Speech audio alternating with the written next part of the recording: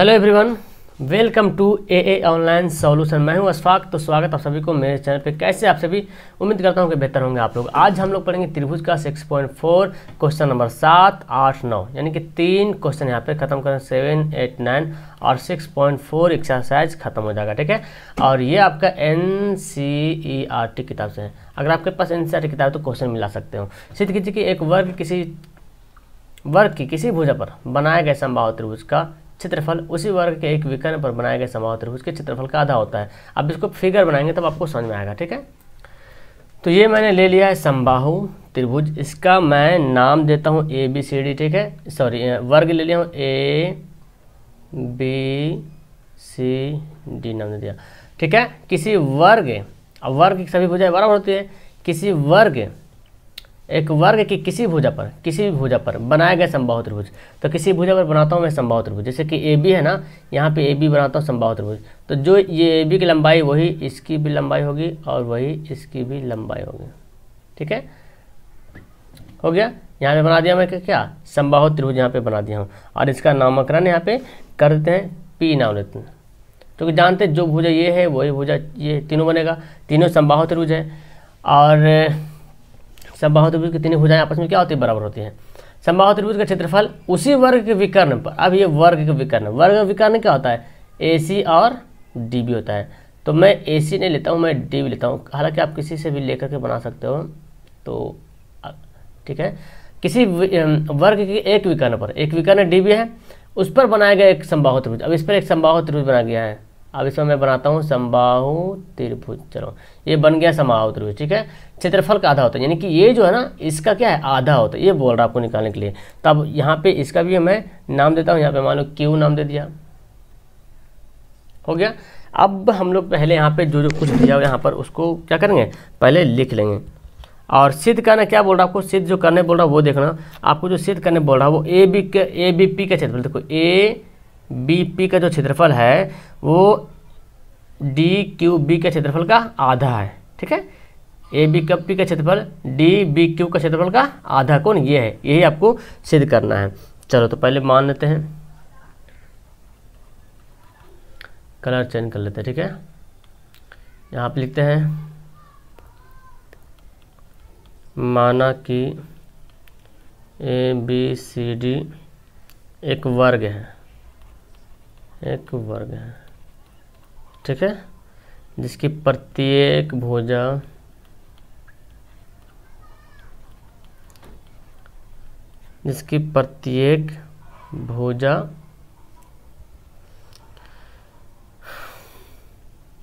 देखो, वर्ग की सभी भुजाएं आपस में क्या होती है, बराबर होती है। तुम अगर ये A मानते तो ये भी A हो जाएगा, ये भी A हो जाएगा और ये भी हो जाएगा। और इसी भुजा पर एक समबाहु त्रिभुज बनाए तो इसका मतलब ये भी A हो जाएगा, ये भी हो जाएगा। लेकिन ये विकर्ण है, ये अलग है, ठीक है। प्रत्येक भुजा A है, लिख लिए। भुजा AB पर बना समबाहु त्रिभुज, भुजा AB पर बना समबाहु त्रिभुज, क्या नाम है इसका, AB पर जो समबाहु त्रिभुज बना है, त्रिभुज ABP है ना, त्रिभुज ABP है तथा विकर्ण पे भी बन रहा है ना, तथा विकर्ण BD, ये हमारा विकर्ण है, BD पर बना समबाहु है ना, पर बना समबाहु त्रिभुज, क्या नाम है, DQB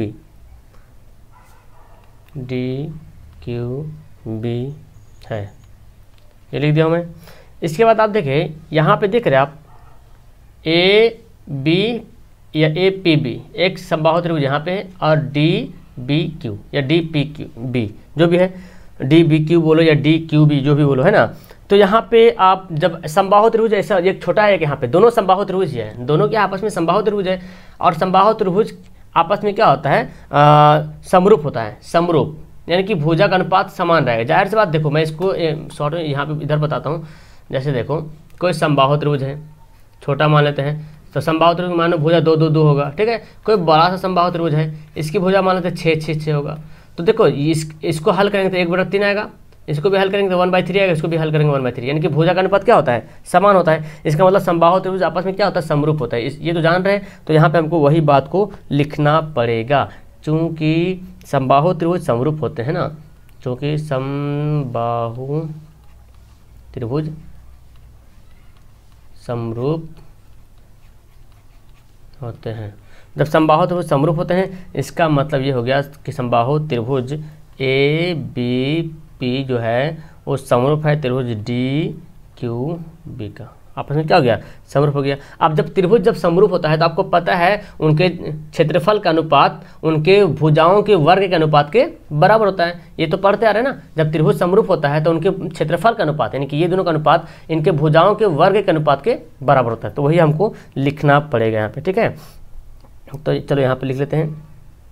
इसलिए क्षेत्रफल त्रिभुज ए बी पी हो गया बटा क्षेत्रफल त्रिभुज डी क्यू बी, ये क्या हो गया, इनके भुजा के वर्ग का अनुपात बराबर होगा। तो ए बी पी का देखो भुजा हम लेते हैं ए बी लेते हैं, ठीक है, और इसका भुजा ये लेंगे बी क्यू डी बी। तो इसका भुजा ए बी लेंगे तो यहाँ पे देखो हम इसका भुजा क्या माने, ए बी को क्या माने, ए माने, तो हम यहाँ पे पहले यहाँ पे लिख लेते हैं ए बी, है ना, ए बी का स्क्वायर बटा और डी क्यू बी में भुजा कौन है, डी बी है, तो डी बी भुजा यहाँ पे है, तो डी बी भुजा लिख लेते हैं, डी बी का स्क्वायर, ठीक है। अब यहाँ पे हमको लिखना पड़ेगा क्षेत्रफल त्रिभुज ए बी पी बटा क्षेत्रफल त्रिभुज डी क्यू बी बराबर। अब ए बी का वैल्यू क्या दिया हुआ है, देखो यहाँ पे ए बी का वैल्यू क्या दिया हुआ है, ए दिया हुआ है ना, तो अब यहाँ पे लिख देते हैं ए का स्क्वायर, चलो, और डी बी का वैल्यू क्या दिया हुआ है, डी बी। तो देख रहे हैं यहाँ पे त्रिभुज जो है ए बी सी डी का डी बी क्या है, विकर्ण है, और विकर्ण का फॉर्मूला होता है √2 गुना भुजा, √2 गुना भुजा, भुजा हमारा क्या ए है, विकर्ण हो गया, √2 गुना भुजा, तो यहाँ पे लिखेंगे √2 गुना भुजा का स्क्वायर, ठीक है, ये स्क्वायर है। अब हमको यहाँ पे लिखना पड़ेगा नीचे अरेंज करके, क्षेत्रफल त्रिभुज ए बी पी बटा क्षेत्रफल त्रिभुज डी क्यू बी। आप लोग अच्छे से कॉपी उतारना। देखो ए यहाँ पे इसको हम अच्छे से लिखते हैं ए का स्क्वायर, और √2 का स्क्वायर क्या होता है, √2 का स्क्वायर तो 2 होगा, और ए का स्क्वायर तो ए का स्क्वायर होगा, तो ए स्क्वायर क्या होगा, आपस में कट गया, है ना, कट गया, आपस में कट गया। तो अब इसको नीचे एक बार फिर यहाँ पे लिखेंगे क्षेत्रफल त्रिभुज ए बी पी बटा क्षेत्रफल त्रिभुज डी क्यू बी। तो क्या बचा, 1/2 बचा, ठीक है, 1/2 बचा। अब यहाँ पे क्या करेंगे, ये जो क्षेत्रफल ये देख रहे डी बी क्यू देख रहे, इसको हम इधर ले चल जाते हैं, गुना कर सकते कि नहीं जी, चूँकि हमको वही निकालना है, आप आधा होता है इसका। क्षेत्रफल त्रिभुज ए बी पी जो है ये 1/2 ऐसे रहेगा, और ये आ जाएगा यहाँ पर क्षेत्रफल त्रिभुज डी क्यू बी, यही तो निकालने बोल रहा, ये हमारा क्या हो गया, प्रूव्ड हो गया। यही तो बोला, प्रूफ कीजिए कि क्षेत्रफल त्रिभुज ए बी का क्षेत्रफल डी बी क्यू का क्षेत्रफल का आधा होता है, तो आधा यहाँ पे दिख रहा, आधा होता है, तो मैंने यहाँ पे कर दिया हूँ प्रूफ। समझ में आया आप लोग को, बेहतर तरीके से, मेरे ख्याल से आपको अच्छे तरीके से समझ में आ जाएगा। इसमें कुछ नहीं करना, बस आपको यहाँ पे 2 त्रिभुज देखना है, क्योंकि समबाहु त्रिभुज ये तो पहले इतना सारा लिखा हो चुकी, सारा कुछ जो दिया हुआ है। अच्छा, कोई जरूरी नहीं कि जैसे लिखे हैं वैसे ही आपको लिखना है, आप अपना लैंग्वेज चेंज भी कर सकते हो। माना कि ए बी सी डी एक वर्ग है जिसकी प्रतिभुजा ये है ना, बी पर बना समबाहु त्रिभुज है ना, क्या है यहाँ पे, है ना, ए बी पर बना समबाहु त्रिभुज ए बी पी है, और डी बी विकर्ण पर बना त्रिभुज ये नाम दे देना है। और चूंकि यहाँ पे समबाहु त्रिभुज जो होते हैं वो आपस में समरूप होते हैं, चूंकि सभी भुजाएं समान अनुपात में होती है, तो दोनों जब समरूप हो जाएगा तो इनके क्षेत्रफल का अनुपात जो होगा इनके भुजाओं के वर्ग के अनुपात के बराबर होता है। अब ए बी का तो वैल्यू ए लिख दिया, डी बी का वैल्यू क्या होगा, तो डी बी का विकर्ण का फार्मूला, तो वर्ग का विकर्ण का फार्मूला होता है √2 गुना भुजा, और भुजा यहाँ पे ए ही दिया हुआ है, तो ए लिख दिए √2 गुना भुजा। इसका मतलब डी बी का मान डी बी का मान √2 गुना भुजा हो गया। अब इसका स्क्वायर कर दिए, काट पीट कर दिया यहाँ पे कटाबेटी, तो यहाँ पे आ गया इसका आंसर। और यहाँ पे देखने को मिला यही कि क्षेत्रफल ए बी पी का जो क्षेत्रफल होता है वो इसके आधा होता है डी क्यू बी का। ओके, चलो तो सवाल नंबर 8 और 9 पढ़ लेते हैं। तो देखिए सवाल नंबर 8 और 9, एकदम इजी सवाल है ना। इसको देखना है क्या, ए बी सी और बी डी दो समबाहु त्रिभुज इस प्रकार है कि डी भुजा बी सी का मध्य बिंदु है। देखो पहले ए बी सी, तो पहले वैल्यू लिख लेते हैं यहाँ पे, ए बी सी हो गया, समझ में आ जाएगा तुरंत। ए बी सी और बी डी दो समबाहु त्रिभुज है जिसका इस प्रकार की डी भुजा बी सी का मध्य बिंदु, ये जो बी सी है ना इसका मध्य बिंदु क्या है, डी है, मतलब बीचों बीच में, मध्य बिंदु को लगाओ बीचों बीच में, और यहीं पर बना हुआ है बी डी ई, तो बी डी और नीचे बन गया क्या, ई बन गया, और दोनों क्या है, समबाहु त्रिभुज, यानी कि सभी भुजाएं आपस में बराबर, उसी तो बोलते हैं समबाहु त्रिभुज, सभी भुजाएं आपस में बराबर होती है, उसी को बोलते हैं समबाहु त्रिभुज। और समबाहु त्रिभुज के सभी भुजाएं, चलो ए मानते हैं, इस ए बी सी में भुजा ए सभी भुजाएं बराबर है, ए, तो ये बोला बी डी और डी सी, ये जो डी है ना ये बी सी को आधा अधिक कर दिया, आधा कर दिया मतलब a/2 हो गया, तो ये भी a/2 हो गया और ये भी a/2, चूँकि क्या हो गया ये समबाहु त्रिभुज है, तो ये a/2 है, मतलब तीनों भुजाएं इसके a/2 हो जाएगा, ठीक है। आप देखो चूंकि त्रिभुज क्या है, समबाहु है, जब त्रिभुज समबाहु होता है तो जब त्रिभुज समबाहु होता है तो त्रिभुज क्या होता है, समरूप भी होता है, समबाहु त्रिभुज समरूप होता है। तो यहाँ पे लिखेंगे, इसको तो ऑप्शन से बनाना है, ये ऑब्जेक्टिव सवाल में रह सकता है आपको, चूँकि समबाहु त्रिभुज है, चूँकि ए बी सी तथा बी डी ई समबाहु त्रिभुज है,